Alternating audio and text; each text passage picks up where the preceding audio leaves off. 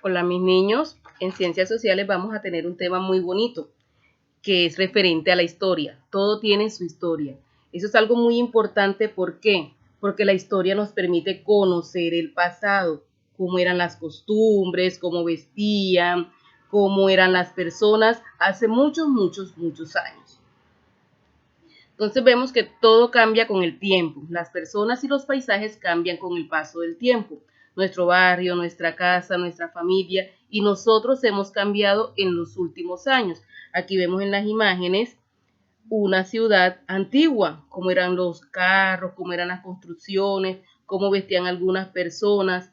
Nosotros también hacemos parte de la historia, ¿por qué? Porque ustedes también han cambiado mucho, todos hemos cambiado mucho desde que nacimos. Y si nos colocamos a mirar fotografías de cuando éramos más pequeños, nos damos cuenta de que nuestra forma de vestir, nuestros juguetes, los utensilios que hay en la casa, todo eso ha cambiado mucho a lo largo del tiempo.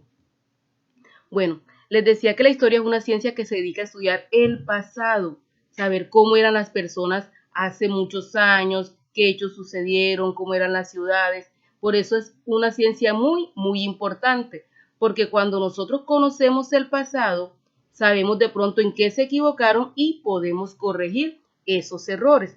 Las personas que se encargan de estudiar el pasado son los historiadores. Aquí vemos los historiadores, estas personas leen mucho, investigan, y tratan de saber si es cierto o no muchas cosas que se dicen. Ellos van a las fuentes, a los libros, a los periódicos y se ayudan de otros profesionales como los arqueólogos, que son los que investigan restos del pasado para saber cómo vivían hace pero muchos años.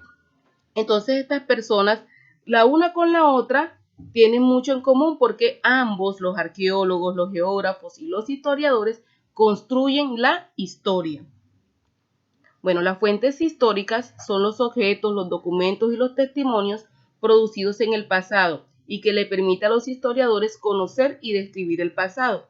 Las fuentes históricas, como decía aquí, objetos, documentos y testimonios.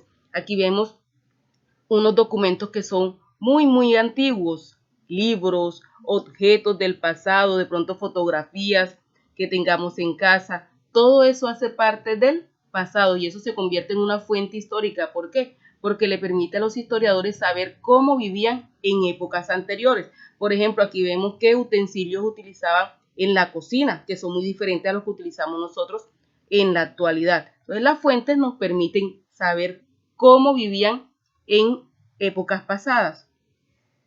Esas fuentes pueden ser de tres clases. Las visuales o materiales, que son las que nosotros podemos ver, podemos tocar, como las fotografías antiguas, las pinturas antiguas, las esculturas y los edificios antiguos. Vemos de pronto cuando podíamos salir que en el centro de nuestra ciudad hay muchas construcciones que eran de años anteriores, que son muy antiguas. En Cartagena también el centro histórico tiene muchas construcciones antiguas.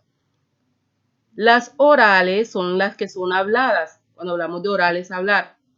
Son las fuentes habladas, por ejemplo, entrevistas, canciones, leyendas y testimonios. Todo lo que es hablado se convierte en una fuente oral. Un ejemplo, cuando nuestros abuelitos o nuestros papás nos cuentan cómo vivían ellos, cómo eran sus costumbres, cómo se vestían, cómo jugaban, ellos se están convirtiendo en una fuente oral, porque nos están permitiendo a nosotros conocer cómo era el pasado a través de sus testimonios, a través de lo que ellos vivieron. Y las fuentes escritas, bueno, su mismo nombre lo dice, son los libros, cartas, diplomas, artículos de periódico, todo lo que sea escrito que sea de mucho tiempo atrás. Cuando nosotros podemos ver un periódico de pronto de 1920, nos damos cuenta de las noticias que sucedían en esa época y a través de eso podemos saber cómo vivían las personas en esa época y qué cosas sucedían en esa época.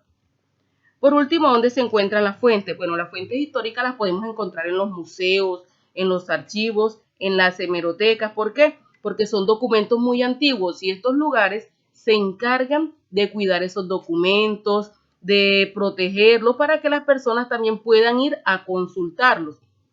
Nuestra casa también es un lugar donde podemos encontrar fuentes, porque como les decía anteriormente, con una fotografía de nuestros abuelitos cuando eran niños, de nuestros papás o de nosotros mismos, ya eso se está convirtiendo en una fuente histórica porque nos está mostrando cómo eran en el pasado.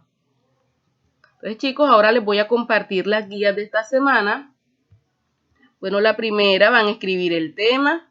Este aprendizaje cooperativo, ya saben que es solo para conversarlo con los papás, para ver qué les dicen ellos. Y en el cuaderno van a pegar una imagen de una fotografía antigua. Esa es la actividad para esta semana. Para la otra semana, la guía es esta. Para la otra semana, junio 24. ¿Cuál va a ser el compromiso? Van a realizar las páginas 45 y 47, solamente los puntos 1, 2 y 3. Y van a tratar de conseguir en casa un objeto antiguo que vamos a mostrarlo en la próxima reunión de Zoom. La próxima reunión vamos a tenerla después del 24. En esa reunión vamos a cada uno mostrar cuál es el objeto antiguo que conseguimos en nuestra casa. Puede ser una fotografía, puede ser un vaso muy antiguo, puede ser un cuadro antiguo, algo que tengan nuestros papás o nuestros abuelos que haya sido de años anteriores. Eso lo vamos a socializar en una próxima reunión que tengamos en Zoom. Yo les aviso cuándo va a ser la reunión para socializar eso y lo voy a tomar como una nota de evaluación. Cada uno va a mostrar y va a explicar de qué se trata su objeto, porque es del pasado, dónde lo consiguieron, y esa nota yo la voy a tomar como una nota de evaluación, lo que exponga cada uno. Eso lo vamos a hacer en una reunión por Zoom que yo les estaré avisando. Entonces, chicos, espero que haya sido de su agrado. Cualquier duda me comentan. Nos vemos pronto.